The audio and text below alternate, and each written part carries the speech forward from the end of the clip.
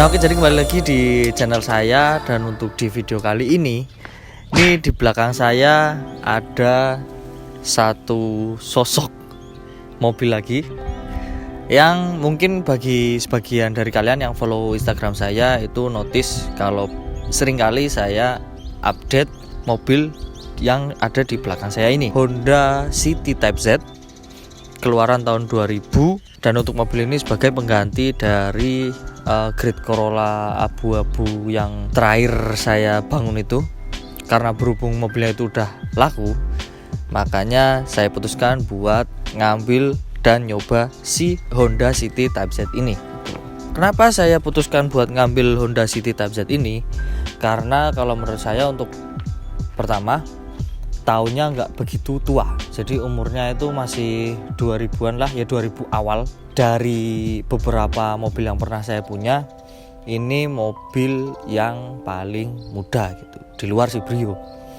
Nah terus kemudian untuk alasan kedua kenapa saya pilih City Type Z, karena kalau menurut saya untuk City Type Z ini bisa dibilang mobil underdog ya.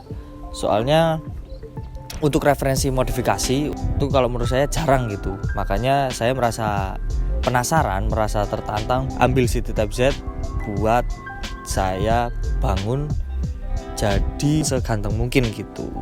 Beberapa perubahan yang udah saya lakukan dari awal saya dapat mobil ini nanti bakal saya jelaskan lebih lanjut. Nah terus kemudian untuk yang ketiga kenapa saya pilih Honda City Type Z ini, karena saya penasaran untuk konsumsi bahan bakarnya yang digadang-gadang irit banget. Makanya saya pengen nyoba buat harian, buat muter-muter, buat luar kota dan segala macem, untuk mencoba seberapa irit mobil ini. Nah kurang lebih kayak gitu untuk alasan saya ngambil Honda City Type Z ini.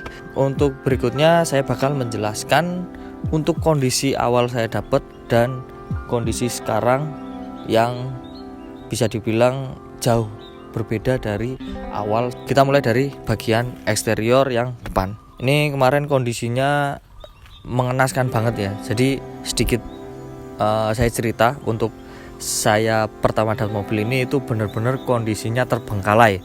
Mobilnya kayak nggak diurus sama sekali, jadi kotor luar dalam. Pokoknya mobil nggak kerawat gitu.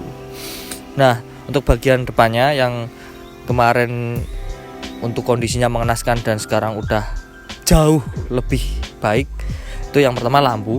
Untuk lampunya waktu awal saya dapet sempet di model stiker hybrid yang warna biru itu, cuma karena mungkin terlalu lama buat ngelepas stikernya, dibiarin nempel gitu aja. Makanya untuk stikernya kemarin nyatu sama si lampunya, karena saking setiap harinya itu kena panas matahari sama kena panas lampu gitu, makanya nyambung nyatu jadi satu.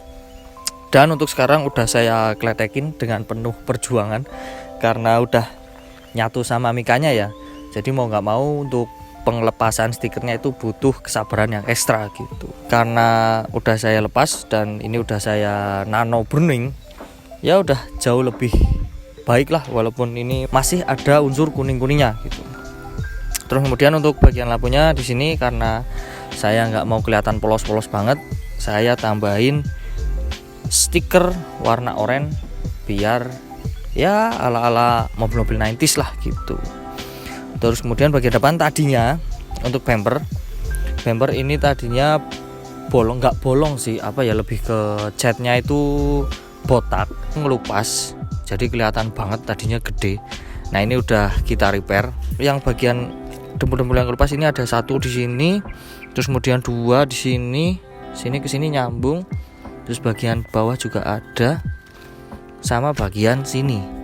Dan ini udah kita repair semua, walaupun ya kurang maksimal lah, tapi seenggaknya udah nggak kelihatan botak lagi gitu. Kemarin saya dapat pajaknya mati, untuk sekarang udah hidup. Nah untuk kurang lebih untuk yang depan kayak gitu. Kita pindah ke bagian samping. Eksteriornya keseluruhan ini bener-bener masih kaleng. Wih, bener-bener belum dempul, belum ada yang kena dempul kecuali bumper depan belakang. Ya kalau bumper depan belakang sih ya itu wajar sih ya.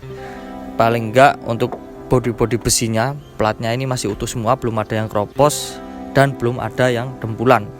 Bagian samping masih sama waktu saya pertama dapat, cuma bedanya ini udah saya bersih-bersihin, udah saya sedikit detailing lah dibanding untuk awal pertama saya dapat yang kondisinya kotor sekotor-kotornya.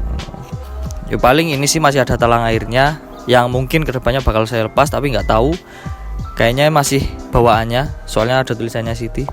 Kalau memang bawaannya kayaknya nggak bakal saya lepas. Untuk atapnya ini juga masih oke.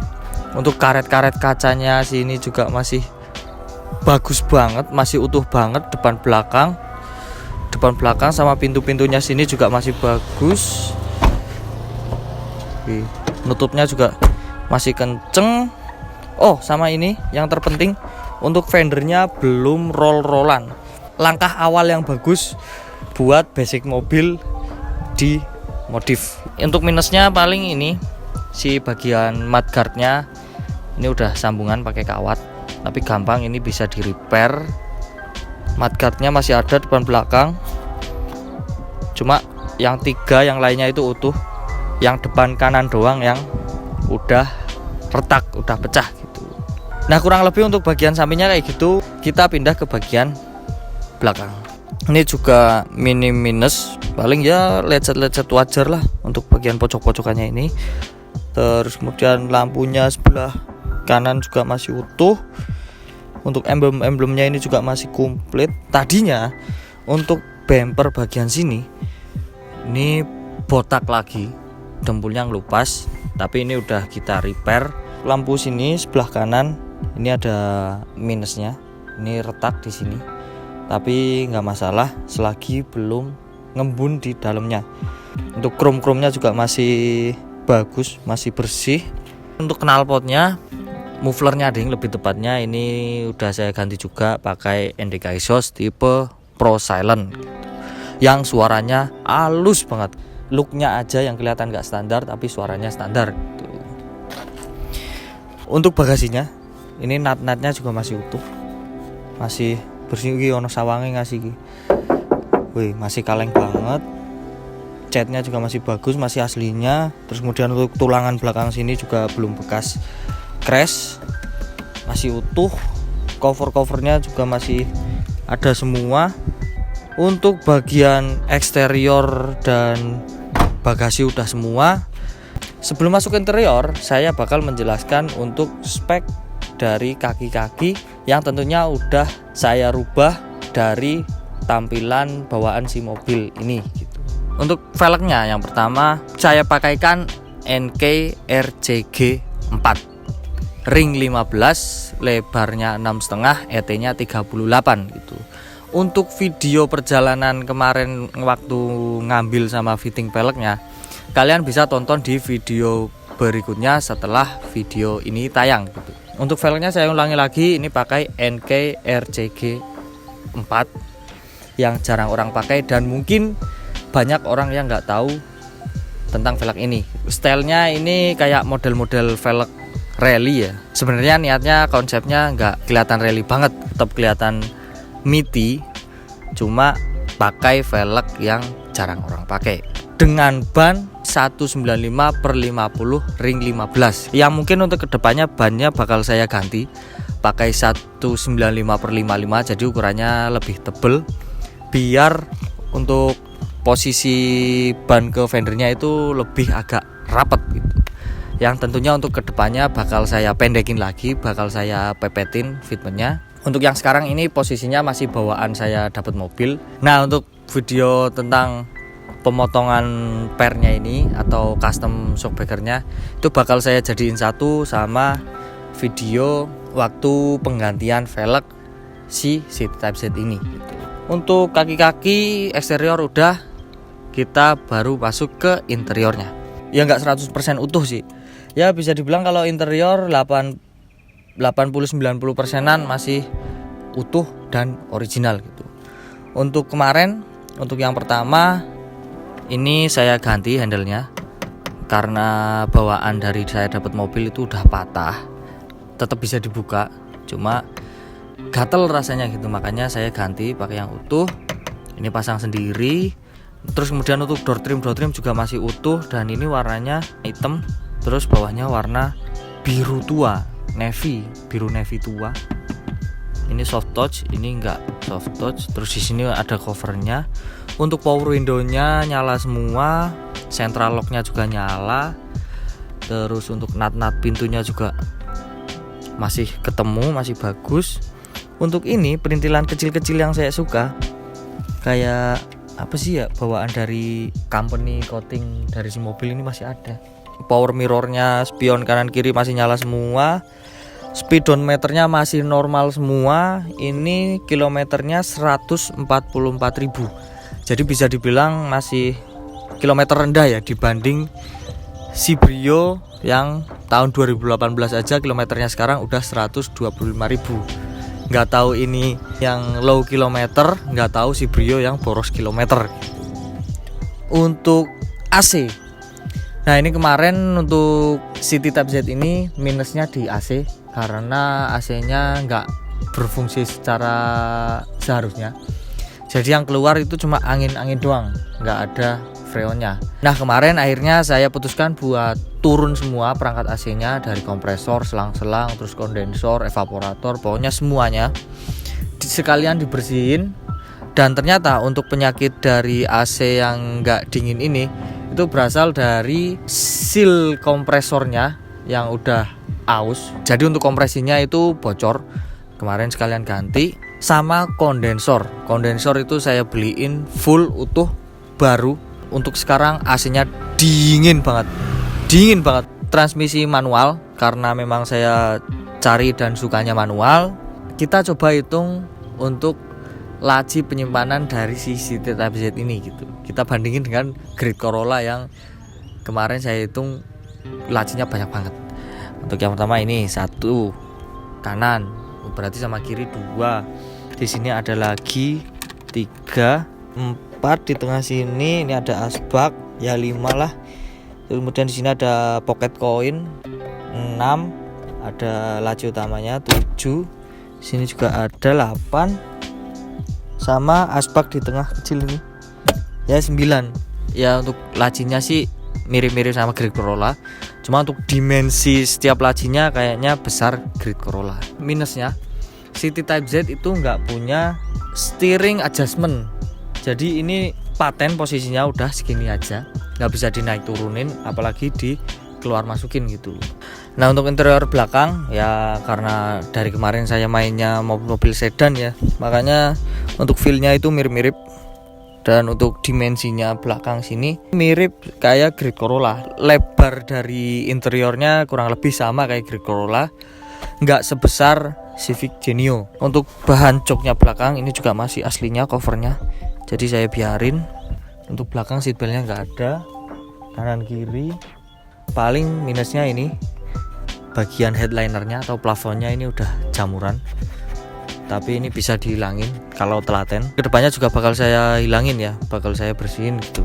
Kita lanjut ke bagian mesinnya. Ini kondisinya bener-bener kering. Dari semua mobil yang pernah saya punya, ini mesin yang paling normal, yang paling kelihatan nggak capek. Ya mungkin karena juga faktor umurnya yang memang paling muda dibanding mobil sebelumnya. Untuk mesinnya, untuk spesifikasi lengkapnya, by datanya saya tampilin di sini. Untuk power steering ini juga masih kering banget, nggak ada PR untuk benerin power steering. Dan kemudian untuk kompresor AC seperti yang tadi saya udah jelasin, kalau seal-sealnya itu udah kita ganti semua. Untuk sistem pendinginannya, ini radiatornya udah saya bersihin, udah saya korokin. Buat luar kota itu nggak kepikiran sama kasus overheat. Untuk minusnya kemarin di mobil ini, di bagian mesinnya itu ada di bagian dinamo starter, yang kalau nyetater itu harus ngepas-ngemasin dulu. Kalau udah pas baru bisa nyala gitu. Kalau sekarang udah tinggal sekali kontak langsung nyala.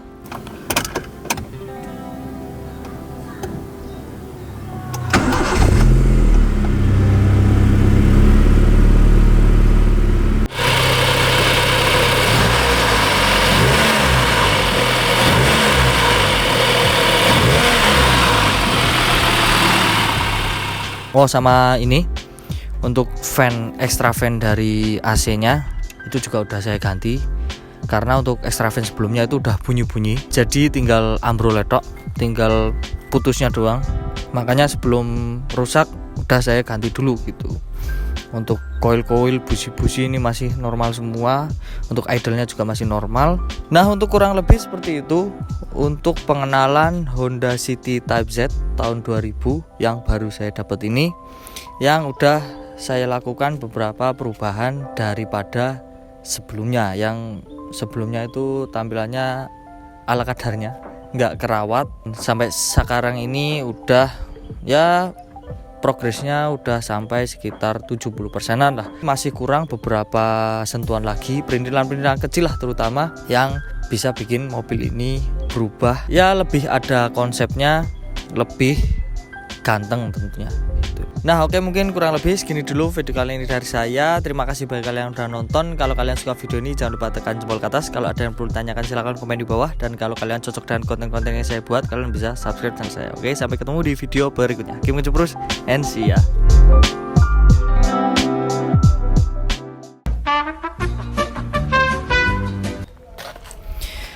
Nah, saya ono barang aja.